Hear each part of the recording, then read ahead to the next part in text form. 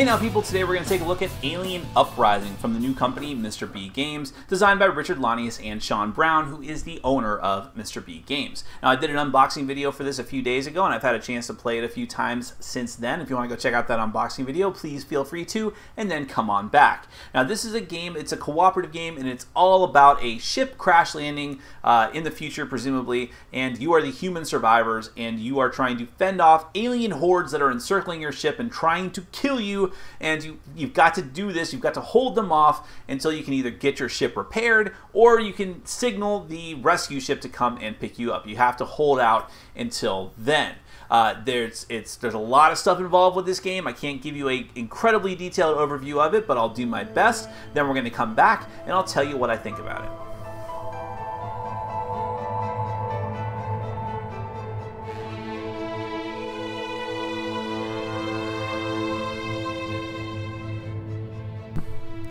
Okay, I'm going to do my very best to give you a very brief overview of Alien Uprising. There's actually a lot of moving parts to this game, and the game has a very, very big footprint on the table, so I kind of have everything compressed together here to get on camera, so it's even more widespread than it looks right now, but I'll do my best to keep this short. Now, this is a cooperative game for 3 to 5 players. Well, technically, though, you can play with 1 or 2 players, that's fine, but you have to have a minimum of 3 crewmen, 3 characters in the game. And your goal is to survive long enough for one of 2 conditions.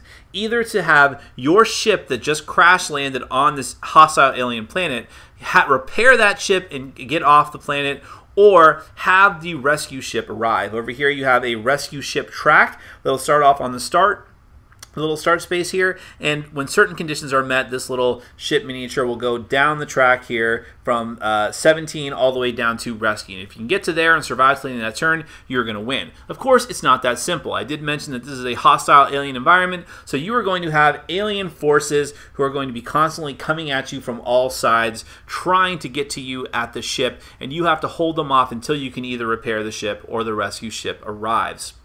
At the beginning of the game, you'll do some setup here, which is mostly putting out these alien troops, these little tokens, that you will pull out of the magical cloth bag here. You're going to pull those tokens out, you're going to set up the board with aliens in all the different sectors. And the way that the board is set up is that there are 4 different sectors. That it's kind of hard to see here, but it's like 4 quadrants that look like green triangles. And then there are zones. There's actually technically 4 different zones on the board. Going from out to in, it's Zone 3, Zone 2, Zone 1, and then the ship is considered to be Zone 0 right here in the middle of the map. And this is going to be involved with targeting. So for a lot of the weapons, you can only target in a certain amount of zones away. And all the different hexes out here are the hexes where the crewmen, which are represented by these cool little miniatures here, these are the spaces that the crewmen can occupy, and they have numbers on here, and like here it says 2/3. That means that if you're in this space, you can see sectors 2 and sector 3,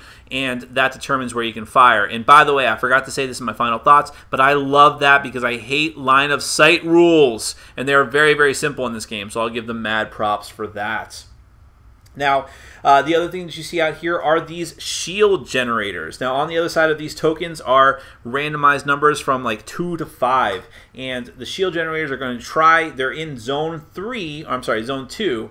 And that means it's going to keep out aliens that are in Zone 3. The aliens are going to have to fight those shields and try to knock through them by using combat. And if they fail to knock out the shields, they can actually take wounds and die. Aliens in this game, if they can take more than 1 wound, which a scout cannot, they'll actually be flipped over onto their opposite side. I'm trying to find one. There you go. They'll be flipped over to their opposite side to show that they've taken a wound. If they take another wound, then they're dead.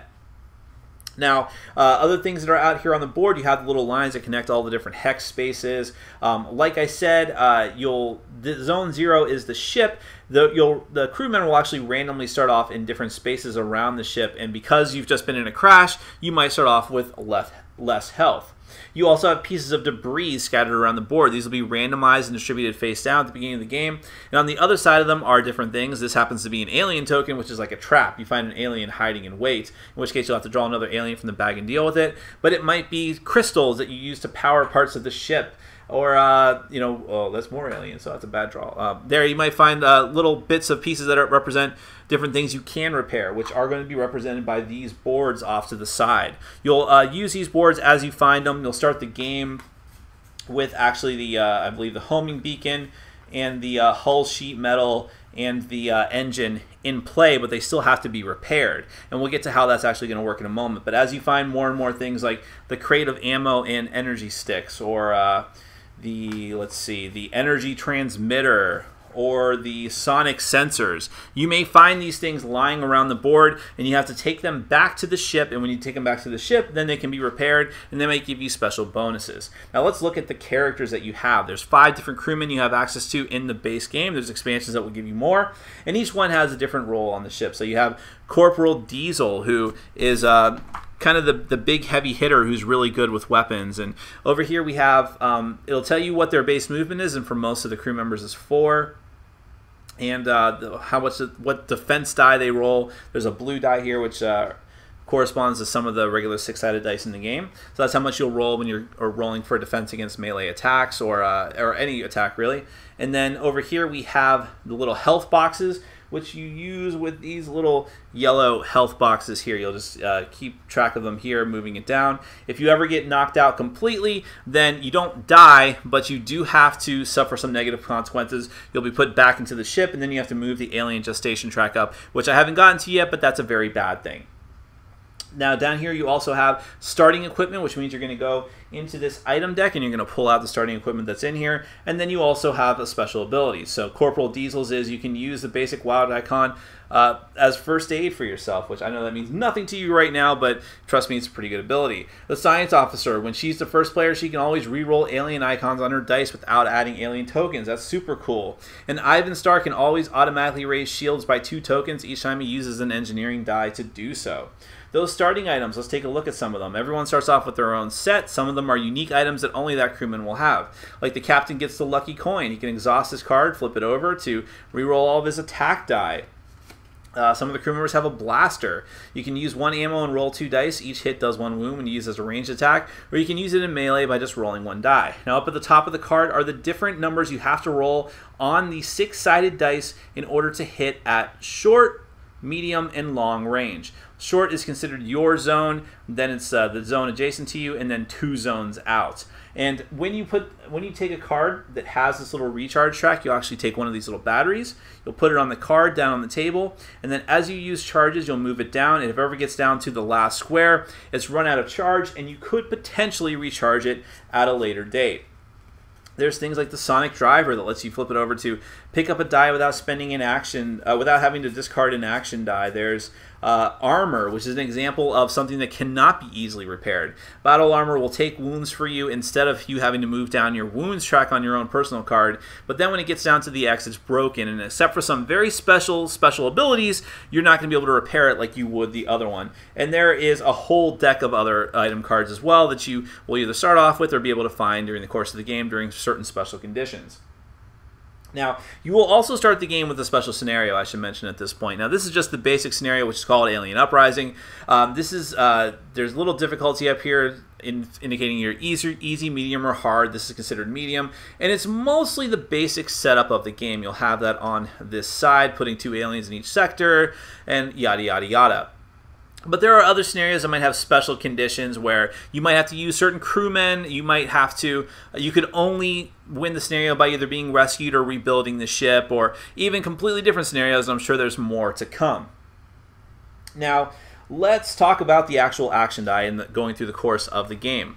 Now, once you have all the board set up for the initial bout, you've got your crewmen out there, you've got all the aliens going around, then first thing you do is the event phase. You have this event deck here, which basically represents the game working against you. And so you'll flip over the top card and do whatever it says. The shield sputter. The shield generators are all down this turn. Crewmen may advance the rescue ship 2 spaces by discarding 2 shield tokens. So everyone will decide whether or not you can't do anything about the shields. You won't be able to use them this turn. And if you have at least 2 shield tokens out on the board, you can choose to sack them in order to move the little rescue ship icon up 2 instances. Now, someone is going to be considered the first player every round. This is going to pass in clockwise order as the rounds go by, and that person is going to break ties and have the final decision whenever a total decision involving all the group has to be made. There's a lot of different event cards, some of them good, some of them bad, some of them a mix. Gestation, the first player must place 6 alien tokens on the board in any 6 sectors they wish, and then reshuffle the alien troop cards, which we haven't gotten to yet. Last example I'll show you. Alien flyers. Each crewman must, not inside the ship, must roll 3 dice. Each odd number rolled results in a wound for that crewman. So there could be some really bad stuff in the event deck. Once you get through that, whoever is the first player for the round is going to take all of the red action dice. There's these 5 red action dice with all these special characters on, and you're going to roll them, and those dice will determine what actions you and the rest of your team might potentially have for this turn. So let's go through each of those. If you roll the wrench, that is an engineering symbol. You're going to be able to use this to repair parts of your ship, like I mentioned earlier, and also to put out shield tokens. Unless you're the engineer, Ivan Star, you might have to roll randomly to determine whether you can do that or not. But if you successfully put shields out, you'll be able to take 2 shields off the stack and reinforce them up to a total of 5 shield tokens. If you get the little visor symbol here, these glasses, this lets you scout out debris. It lets you take a look at one of these debris tokens, flip it up, and figure out what it is for sure. And if it happens to be one of the bad alien tokens, you can actually just remove it off the board right away. So it gives you some knowledge so you don't have to waste actions and time to go over to get something that you might not need or that could be dangerous. If there are no debris tokens you want to check out, you could actually alternately look at the top card of the alien troop deck. The alien troop deck determines at the end of the turn the enemy movement and attacks, so you can look at it, decide whether you want to keep it or shove it under the deck. There is the recharge symbol, which if you take it and use it, you're going to be able to recharge one of your items that could potentially be recharged. You have the alien icon, which is bad. When you roll an alien icon, then you actually have to take an alien out of the bag and put it into a sector on the board, and it will attack right away, I believe. The other 2 symbols here are the attack symbol, which lets you do a ranged or melee attack, and then finally the wild symbol, which will let you do whatever you want with that die. And you can also use dice for other actions not related specifically to the symbols. You can always sack a die to do a double move. Every time that you use the action of a die, you can do a normal movement up to your speed. If you use that die, whatever it might be on its face, just to do a double move, you'll move twice your speed. You can also use a die just to pick up debris if you're in a hex right next to it. Although if you haven't seen it yet, then it's a gamble as to what it's actually going to be. Now, how the dice rolling will actually work is that, much like with Yahtzee-style games like King of Tokyo, you will actually get 3 rolls of the dice. Now, if you roll alien icons, after the first, you get to re-roll them 1 time with your first re-roll. After that, they're locked in. And in fact, if you roll them again, then you'll have to draw even more alien tokens out. But once they're locked in like that at the end of your rolls, unfortunately, that means that they will not be able to be used by the crewmen for any actions unless you have a special ability to re-roll them or make them something different.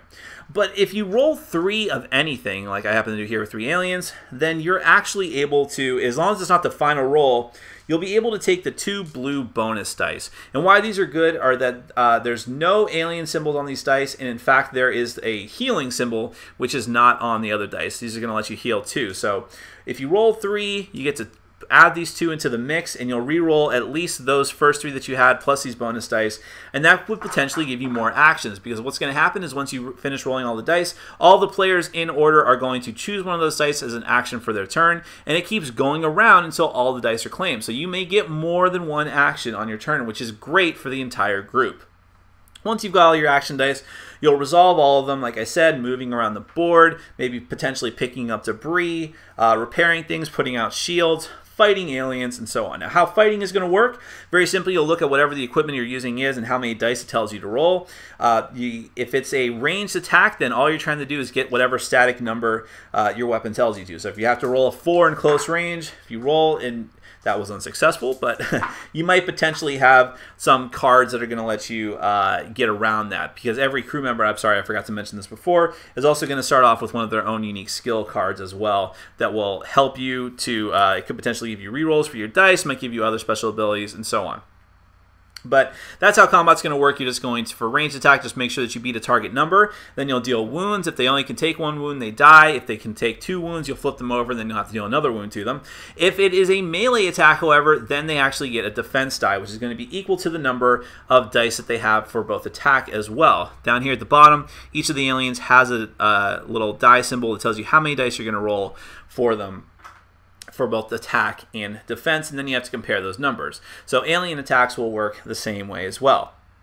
But just to speed things up a bit, once you go through all the different crew actions, then it's going to be time for the alien actions, and here's where things get a little interesting. If by interesting I mean completely horrible. Now you'll flip over the top alien troop card, and most of them will look like this. It's going to tell you, break down in each different sector, and the first thing you're going to do is look for these red arrows. Now there's also blue arrows on some of the cards indicating attack, but you only use that for advanced games where you want a challenge. And trust me, as far as I'm concerned, you don't need that much more of a challenge. If any of these sectors have the red attack arrows, then the first thing you're going to do is going to attack with those aliens. Now, how it'll usually work is that if the aliens are in a sector where they can't attack anything, they're going to move forward into a next zone. If they are impeded by a shield, they're going to attack the shield unless there is a crewman out there in the zone with them. They'll always attack a crewman first if they can. And so the crew always chooses who gets attacked if there's multiple targets. And that alien is going to look at their dice, how many they get to roll, and they're going to roll it. Now, every alien is different. There's a lot of different ones here. I'll just try to go through some of them quickly. The most common ones are the slashers. They get to roll 2 red dice, and they can take 2 wounds. You have the scavenger. The scavenger is actually going to, if he can, steal a piece of debris and then leave the board. And you don't get to see what that debris was. So that can actually be worse, even though he doesn't really attack for much and will just flee from the board. It can actually be worse because he's taking your valuable resources away. You have the scout, who he only takes 1 wound. He has 2 attack dice, and he'll actually move very, very quickly. When he comes into the game, he'll actually move forward faster and might get to attack as well. You have the tunneler, who is the most annoying because he is immune to ranged attacks, and as soon as he pops out of the bag, he tunnels, and he goes right into zone 1 of the game. So you have to deal with him right away, and he takes 2 wounds. You have the brute, who has 4 attack dice, and in order to deal his first wound to him, you have to deal effectively 2 hits to him to make him flip over, and then deal another wound to finish him off. You have the champion, who cannot be attacked first if there's other aliens in the sector. I think that's how it works, if I remember correctly. I think he has to be attacked last, and he gets to roll 3 dice and takes 2 wounds. And you have the archer, who's got long-range attacks. He'll attack the shields first, and he doesn't have to take damage if he screws up and doesn't get through the shields. And then they'll start targeting the ship. So really, really nasty alien there.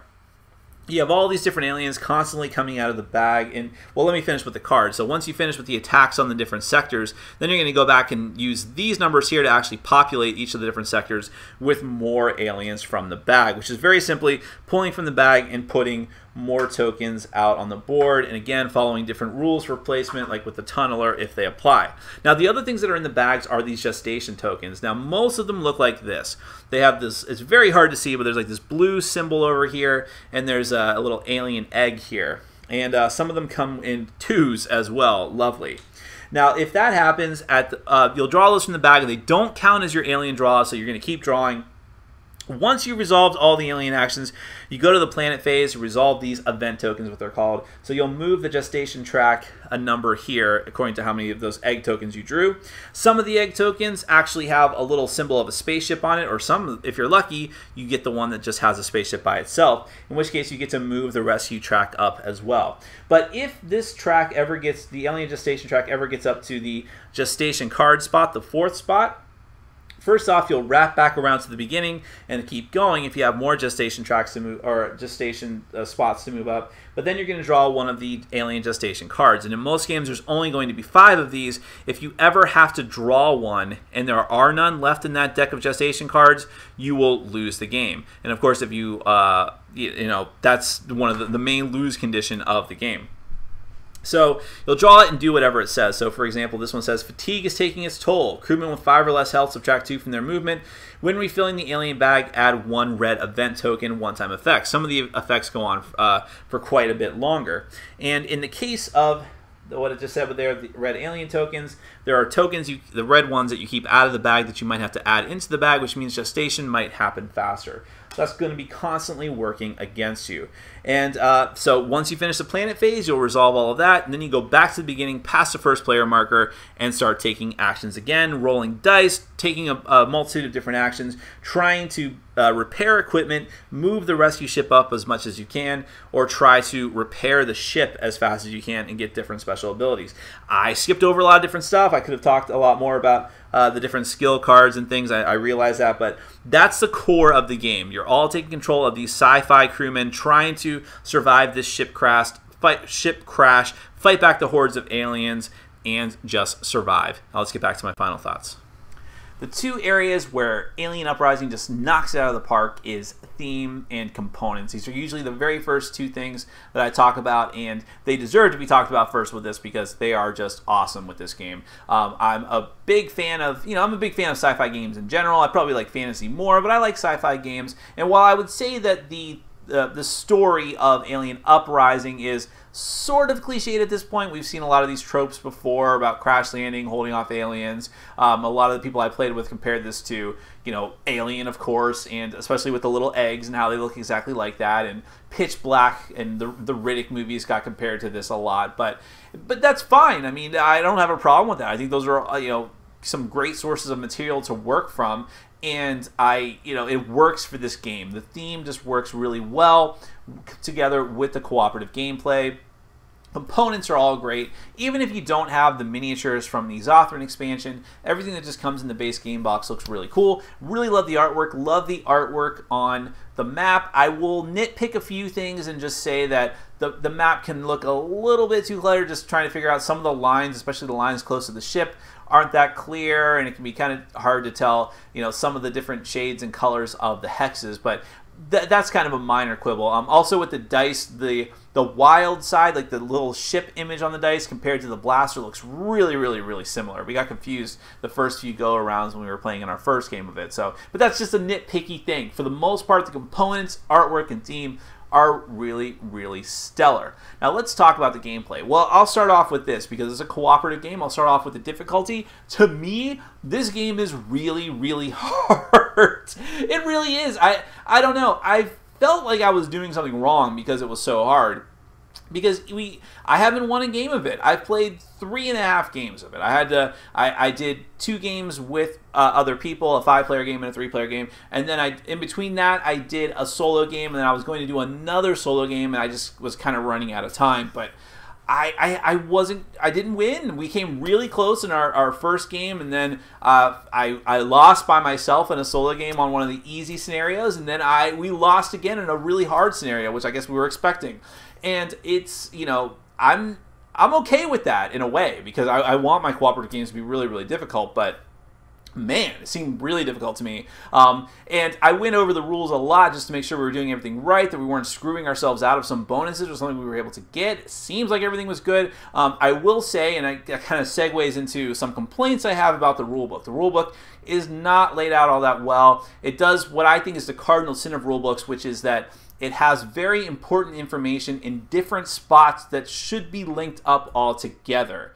Like, I don't want to be referred to a different section or have to look through and back to the beginning to figure out what things do. I think it should, I don't know, I'm not a rulebook writer. I don't know how that you can really fix that, but I felt like there should have been a better flow to it. And consequently, there have been a lot of times I had to go to the forums of the game on Board Game Geek to look up some of these rule references. And to the credit of both Richard Lanius and Sean Brown, they were answering questions really, really promptly. But still, I think that could have been avoided by having a better rule book. But there also comes a setup sheet with the game. That was very helpful. Just having a sheet that quickly told you how to do the setup and also did a little quick primer of how to go through all the different steps. That was very helpful. I was grateful for that. Now, as far as the gameplay goes, there's a lot of interesting things here. I like the idea of having the different crewmen with their own different skill deck and with items and equipment. That's always a really cool thing. I like having individualized characters, and it feels like you're doing something different. You're specializing in something different. The action die mechanic is a little clunky to me.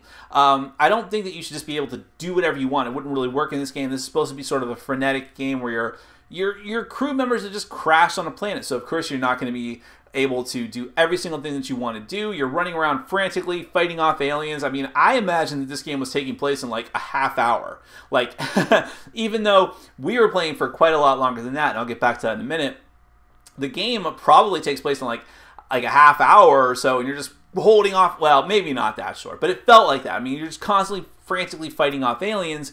And so I don't imagine that you're going to be able to take every action that you want to thematically, but still the randomization of what you can do and not, there's some ways to mitigate that, but if your dice get locked up with the alien icons, which is super annoying, then and if you don't roll triples in order to get the bonus dice, all of your best laid plans can really, really be ruined.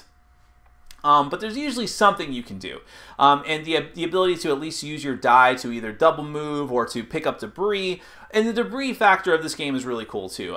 It's always fun when you can build stuff. I mean, that's one of the things, and this isn't the first time I'll compare this to other games, big heavyweight cooperative games, which I consider this one to be, just barely. But I compare it to Robinson Crusoe, where you have to build different tech, which is going to help you out. There's a lot of that in this game, and that's a really, really cool aspect of it, because you have to build parts of the ship in order to win the game, if that's the way you want to go, instead of waiting for the rescue ship to arrive. But hey, a lot of those parts, especially the crystals, can be used to power other equipment like the turret or like the supply cache or oh man, I'm forgetting the name of it at the moment, but the thing that lets you actually replenish your energy without having to use the replenish die, but you have to fuel it with crystals. So what are you going to do? Are you going to use those crystals to actually repair the ship? Are you giving up on that and just waiting for the rescue ship, and therefore you're going to use all these cool items that you're finding? That's something you have to decide, and I like that. I like the fact that you can repair these things. It's all really cool and thematic. The combat is something I have a problem with in the game, because it seems way too difficult to do melee attacks, but those tunnelers are constantly coming up in your grill, and it just gets to be very annoying. When there's a tunneler that shows up, the whole next turn just changes. The whole turn. All of a sudden, you have to dedicate one or possibly two people to taking care of creatures, because you have to fight them in melee. And that's the thing about this game, is that you can be strolling along, just doing your best trying to get this stuff repaired, and just end up with 2 or 3 turns where you must focus on the aliens because they just overwhelmed your shields, or some really tough ones like the tunnelers, like the brutes, like the champions come out and just mess up your whole day. And that can be a little derailing. I think that's where the difficulty of the game comes in. But it is cool to see all the different hordes of aliens coming out. The Gestation track is a neat little thing, where it's the aliens. I don't know how to compare them, but it's like something like from that really awful movie Evolution, where they just get stronger and stronger and stronger as they go along, things like that. Compared with the movie Alien, I mean, that's where the theme comes through. So I like that idea. I just wish that the combat and how they actually fight the aliens and how they came out wasn't as clunky. I mean, this is something that Richard Lonnie is sort of known for in his games. When you think about Arkham Horror, there's a lot of bookkeeping involved. I guess I'll go ahead and use the word now. This is a fiddly game. It's a heavyweight fiddly game where you're constantly going to be putting out tokens, moving things around, bookkeeping, flipping over cards. I'm not totally opposed to that. It just feels a little bit clunky in this one. But if you don't like that, then if you don't typically like that in your games, you might have an issue with this one as well. So where does that leave me? I mean, I could touch on some other things too. I mean, but for the most part, a lot of the stuff I really like, the recharging weapons, things like that. There's a lot of little bits in this game that I think are really, really great. Overall, because of the clunkiness of it, because the game length is really high for my taste. I mean, the box says 90 minutes, but 90 minutes only if you know exactly what you're doing, and if you're playing with a low amount of players, 1, 2, or 3, taking control of more crewmen. Because other than that, I mean, our 3 and 5 player games took over 3 hours to finish. And I know that that's not going to be typical. We'll probably get the time down a little bit more, but it felt long as well, because there's just so much bookkeeping involved. There's so many things going around, and it can be really hard to feel like you're making progress in the game. So it felt a little bit overwhelming. For me, this is a good game. It's just not a great game. I think that I love the components. I love the theme. I just think it's a little bit too clunky for some of my tastes.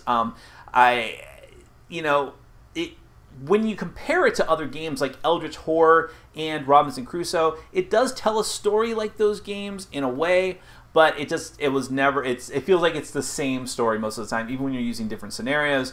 It's just not as jump out of your seat exciting as those, and there's definitely more bookkeeping involved. But I do think it's well designed. I do think it's a good, solid game, and I think that there is an audience for this. People who love science fiction and who, really, people who love Arkham Horror and some of Richard's other work are going to feel right at home here. I never quite did, so it's hard for me to get over that hump, but I still recognize it as a fantastically designed game, and I think there's going to be a huge audience for it.